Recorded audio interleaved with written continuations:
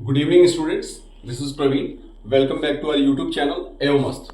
Students, हम board के 12th board exam में आने वाले एक बहुत ही महत्वपूर्ण टॉपिक का अध्ययन कर रहे हैं। इससे पहले हमने पढ़ा था इनविटेशन के फर्स्ट वीडियो में, जिसमें हमने इंट्रोडक्शन पढ़ा था। इनविटेशन है क्या, यह कितने प्रकार का होता है। उसमें भी फॉर्मल इनविटेशन के बारे में हमने सीखा था, जो कार्ड वे में आता है, जो ज्यादा से ज्यादा लोगों को अगर आपको इनवाइट करना है तो वैसे सिचुएशन में एक कार्ड का फॉर्मेट होता है। उस फॉर्मेट को हमने सीखा था। लेकिन सेकेंड जो फॉर्मेट होता है वह फॉर्मेट है जो कि बहुत इंपॉर्टेंट है, बोर्ड एग्जाम्स में भी आता है। अक्सर आपको इस तरह के क्वेश्चंस मिलेंगे जब किसी को एज ए चीफ गेस्ट आपको इनवाइट करना हो, जो कि बहुत ही इंपॉर्टेंट है और मैटर करता है बोर्ड एग्जाम्स के लिए। जैसे आपके पास एनुअल स्पोर्ट्स हो या कोई अन्य आपके स्कूल में या कोई कार्यक्रम आपने रखा हुआ है, किसी को चीफ गेस्ट बनाना चाहते हैं, तो वैसे सिचुएशन के लिए जो लेटर आप जिस तरह से लिखते हैं, ठीक वही फॉर्मेट आपको यूज करना है। कुछ इसमें कुछ नया नहीं है, कुछ टफ नहीं है, कुछ डिफरेंट नहीं है। जैसे स्टार्ट करेंगे तो सबसे पहले हम लिखेंगे जिस तरह से फॉर्मल लेटर लिखते हैं, ठीक उसी तरह से। मीन्स सेंडर्स एड्रेस, जो लिख रहा है, जो मैसेज सेंड करने वाला है, जो इनवाइट कर रहा है, पहले उसका एड्रेस। फिर एक लाइन आप स्किप करेंगे, एक लाइन छोड़ेंगे। नेक्स्ट लाइन में आप लिखेंगे डेट। डेट इसी फॉर्मेट में होना चाहिए, दूसरे फॉर्मेट में नहीं होगा, अदरवाइज मार्क्स डिडक्ट हो जाएंगे। इसके बाद आप लिखेंगे रिसीवर्स एड्रेस। पहले जिस पर्सन को आप इनवाइट करना चाहते हैं एज ए चीफ गेस्ट, उसका नाम और उसका डेजिग्नेशन, उसका एड्रेस। जैसे मैंने लिखा है, नाम एक लिख दिया मैंने कोई, और इसके बाद मैंने उनका डेजिग्नेशन लिख दिया, फिर जो एड्रेस है वो एड्रेस लिख दिया।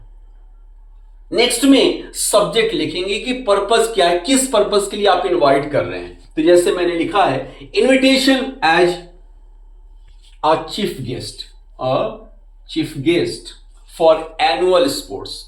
ओकेजन डिफरेंट हो सकते हैं, जो ओकेजन होगा वो आप यहां पे लिख सकते हैं। इस प्लेस पे आपको जो भी ओकेजन होगा वो ओकेजन आप लिख सकते हैं। शेष तो वैसे ही होगा, उसमें कोई चेंज नहीं करना है। इसके बाद नेक्स्ट आप लिखेंगे, एक लाइन स्किप करेंगे, फिर लिखेंगे रेस्पेक्टेड सर। हाँ, लाइन छोड़ने का मतलब यह है कि क्लैरिटी हो, क्लियरली आए, स्पष्ट तौर से पढ़ा जा सके, स्वच्छ हो, इस वजह से हम एक लाइन स्किप करते हैं। तो रेस्पेक्टेड सर, इसके बाद हम लिखेंगे we shall be highly obliged. ये लाइन आप हर जगह लिख सकते हैं जहां भी आप इनवाइट करते हैं। अन्य लाइनें भी लिख सकते हैं बट इजी है, इसलिए इसको यूज कर सकते हैं। तो we shall be highly obliged if you could spare some time from your busy schedule to be the chief guest for, जो occasion है, जो पर्पज है, वो यहां पे लिख देंगे। ये सारी चीजें फिक्स हैं, कुछ चीजें जो माइनर चीजें बस वही चेंज करना है अगर बोर्ड एग्जाम में आता है तो। अब इसके साथ ही आप डेट बताएंगे, टाइमिंग भी होगी। और टाइमिंग क्या है, तो मैंने टाइमिंग लिखा हुआ है 10 AM in the school auditorium. जो भी आप जो प्लेस पे हो रहा है उस प्लेस का नेम लिखेंगे, वेन्यू लिखेंगे, लास्ट में लिखेंगे, ओ लाइन स्किप करेंगे, लिखेंगे kindly confirm your acceptance at the earliest and obliged. और फिर लेफ्ट साइड में आप लिखेंगे योर सिंसियरली। जो भी पर्सन लिख रहे हैं उनका नेम, उनका डेजिग्नेशन, जैसा कि मैंने लिखा हुआ है XYZ नेम लिखा है, आप जिसका जो भी नेम दिया होगा पेपर में वह लिखिएगा, अपना नहीं लिखिएगा।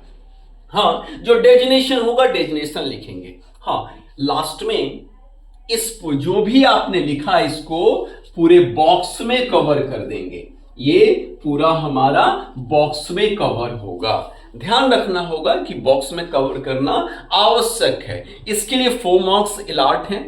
4 मार्क, 4 नंबर इसके लिए दिए जाते हैं। पहला जो है वो इस फॉर्मेट के लिए कि प्रॉपर फॉर्मेट आपने फॉलो किया कि नहीं, 2 कंटेंट के लिए, और लास्ट जो 1 मार्क है वो टोटल ग्रामेटिकल मिस्टेक वगैरह के लिए, प्रॉपर वर्ड्स यूज किए कि नहीं उसके लिए यूज करते हैं।